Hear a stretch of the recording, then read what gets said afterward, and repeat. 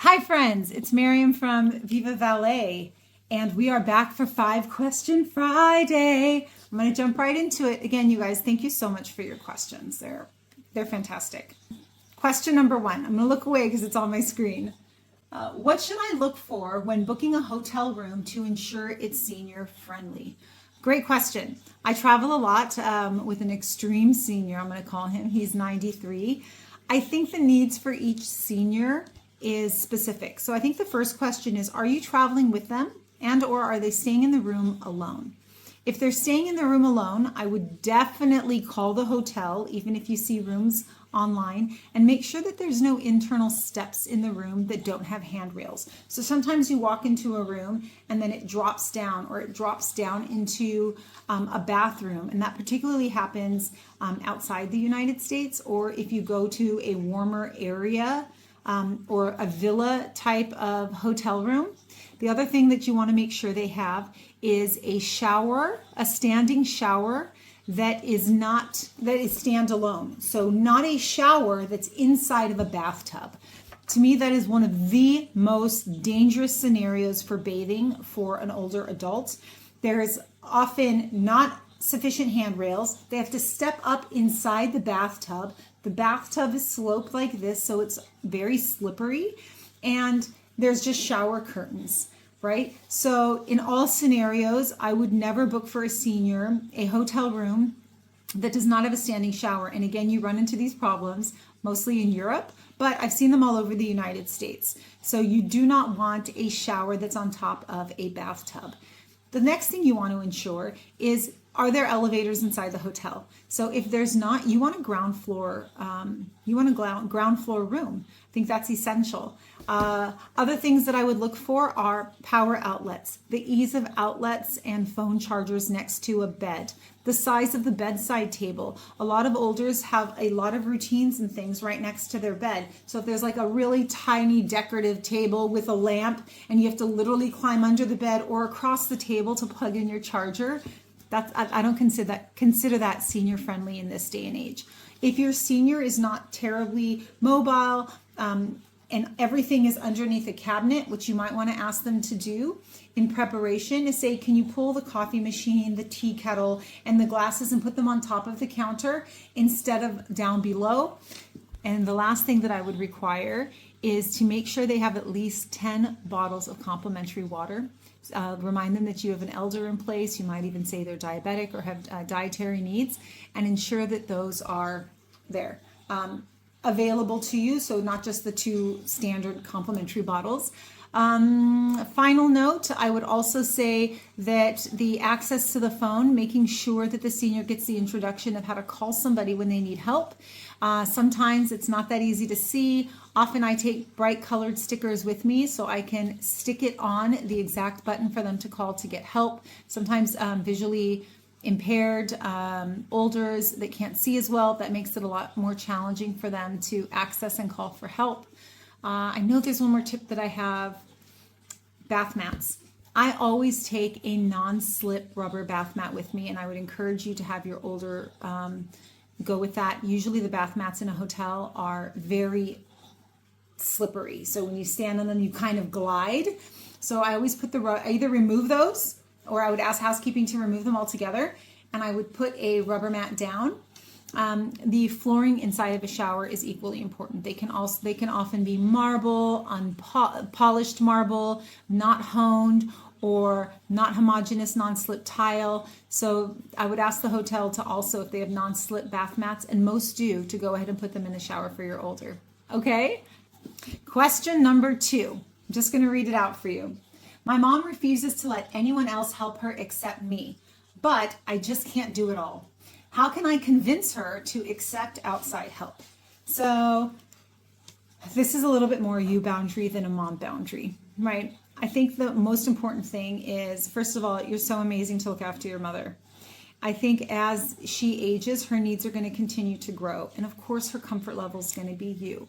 But I can also tell you that if your mother fundamentally understood that she is becoming an increased reason that you're not able to tend to your everyday life, that's going to change her way of thinking. So the question is, how do you express that without feeling the guilt of that?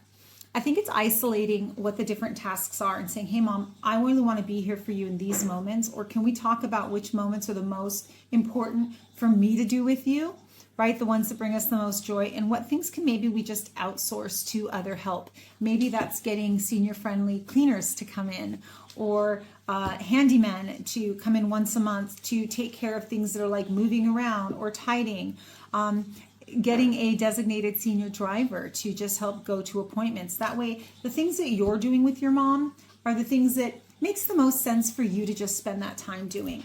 But you just start with communicating to her the things that you're not able to do in your life. And I might be like, Mom, what things do we have to do next week? Because there's some things that I have to be able to do for myself. And I want to be able to be here and participate in some of your care, but I can't manage all of it.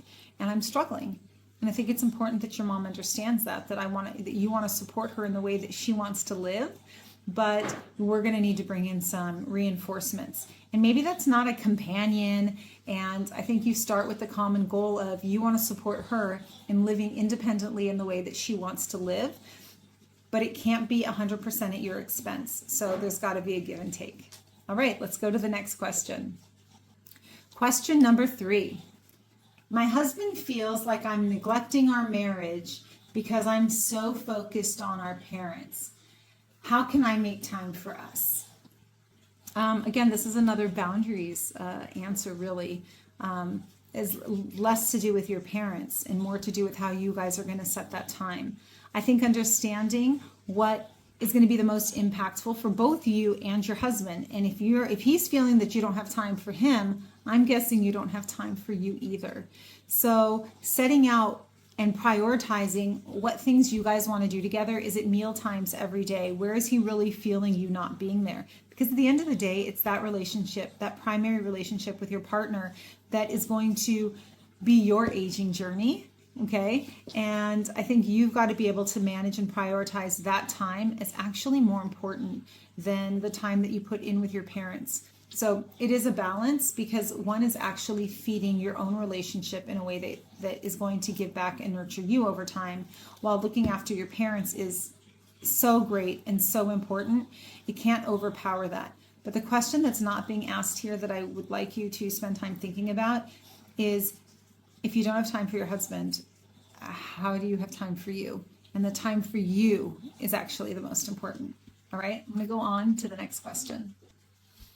Actually, I have one more thought when it comes to your husband is, how would the situation be different if his parents were the ones with needs, right? What would he expect of you?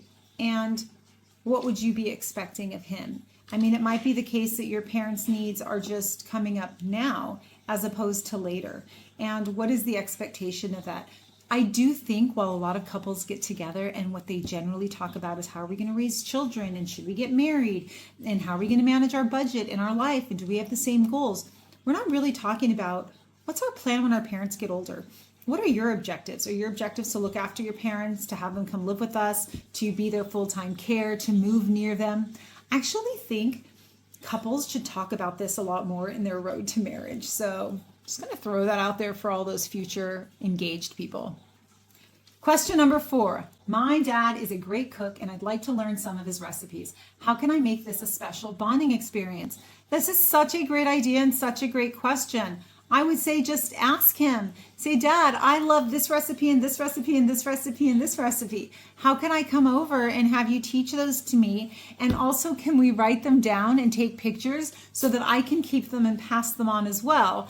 And I would go there and see if he's comfortable like recording, and you can ask questions like, where did you learn this recipe? Have you made any changes to it over the years? How many different people have you served this to, right? Like, which one was the biggest wow moment? And really keepsake those. There are tons of available books online and on Amazon of recording your own recipes. I've purchased these for my kids for college, even though I think I bought it when they were 10. So when they do like a recipe, I can come down and teach it with them, and they can write it in them themselves and take pictures so that when they go to college, they have their favorite recipes. I think your dad's going to be so jazzed at this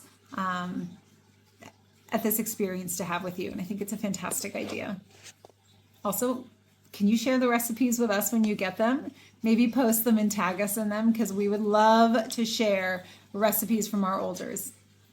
All right, question number 5. I sometimes feel overwhelmed, but I want to show my kids how to handle stress gracefully. What's a great way to model this? First of all, of course you feel overwhelmed, and I'm assuming this has to do with caregiving and managing your parents and your own husband and your children, and that can be a lot. And I get it. You want to show them how to manage stress gracefully, but I think what's very important is to show them that stress is real. So how to manage it honestly means not hiding from them the fact that you have stress, but it also means not taking it out on your immediate environment. So maybe discussing, wow, like first in the past, yesterday was really tough for me, and I wish I would have handled this way better. And engage them with maybe what are some ways that you think that I can maybe manage the stress better, and get them involved in the solution, because that's probably the best way to get them thinking about, oh, here's an external factor and it's affecting mom, and she wants to try to find, mom or dad, I suppose, wants to find a better way. And sometimes kids have the most unique approaches to things. And when they see you stressed out, they could be like, Mom, here's a moment, here's a moment. And when you do things that they suggest, I think that's really powerful for them as well. And it gets them recognizing that sometimes when there's a problem, we need to sit down and think about how can we adjust our behavior and our patterns because we want something better for ourselves. I think it's great that you want to model that for your kids. I myself absolutely lose it sometimes, and I lose it on the wrong people. It's often sometimes the people who look after me the most, or some staff, and because you're up to here, right? Like I don't want to take it out on my older, and I don't want to take it out on my kids, and so like it kind of comes out somewhere else, if I'm being honest, which is not healthy, but honest. And I think approaching it very transparently and honestly is the best education you can give your kids, and the best modeling is that it's not always right. I don't think hiding your stress from your kids is going to be beneficial, because I think it's important that they see what people have to go through and what they have to juggle. Okay, well, I hope that helps, guys. I'll see you next week.